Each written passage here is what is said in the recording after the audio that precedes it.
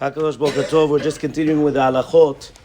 In Siman Kuf Aleph and Shulchan Aruch, it's brought down. We're talking about having kavanah in the berachot. Hamitpalel tzarich sheyichaven bechol haberachot. Somebody that has kavanah has to have, when a person's praying, he has to have kavanah in all the berachot. And if he cannot have kavanah in all the berachot, v'yimenu yochol lechaven mechulam, at least he should have kavanah in avot.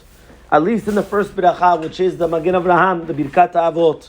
And if he did not have kavanah in the avot, even though he had kavanah in the rest of the tefillah, yachzor v'yitpalel. You have to go back and you have to say Amidah again. That's what Maran says.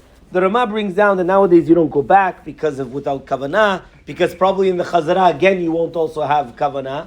So therefore it will make matters even worse. So therefore you don't go back again. However, though, this is the concept. Now we have to understand, what does this mean that we have to have kavanah in all the brachot?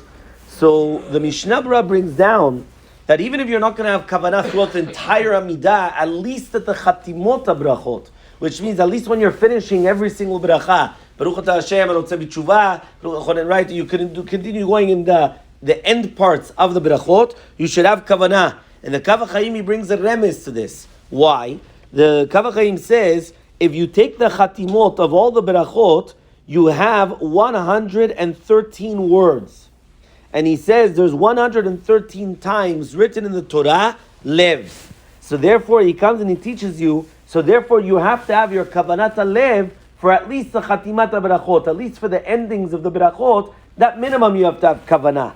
And then the reason why is he says chatimat brachot is a sipur shevachav of HaKadosh Baruch Hu. We're actually relating the praises of HaKadosh Baruch Hu, and therefore it's fitting for a person to have kavanah in that more than anything else, more than in his personal supplications. Meaning when we're coming and we're going to ask, for example, of Parnasah, so we're coming, Beracha Alenu, we just started last night, so we come and we say, right, we're having in mind Parnasah, that's a personal supplication. But when we come and we say, Baruch Hashem, Varech Hashanim, we're praising Hashem. So therefore we have to have more kavanah in the praises of Hashem, more than what it is going to be in a personal supplication. That's what he's saying. And therefore, because of that, he's going to be punished, chas v'shalom, if a person does not pay attention, at least in the chatimat brachot, at least in the endings, right, the ceilings of the brachot. Now, what exactly when it says, why is it that the Birkat Avot is so important?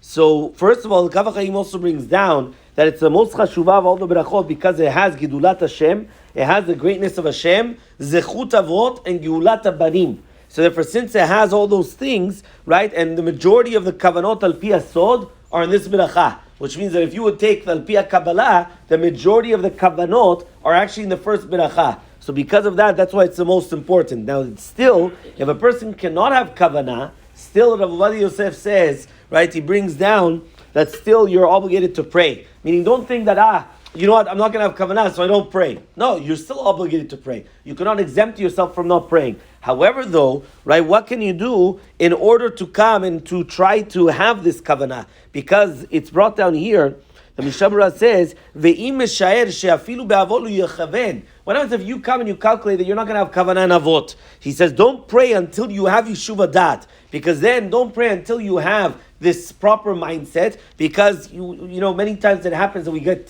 distracted, whether it's because of phone calls or other things like that, right? The phone. So what do? You put it away. You completely distract yourself from it, and you pay attention. However, though here, Rabbi Rafael Baruch Toledano comes and he says something beautiful in the Kisur Shulchan Aruch. He says, "Anetzah." To be mechaven and avot, he comes and he says, even if your dat is not miushevet, you shouldn't say it quickly. What should you say? You start the first word. You start.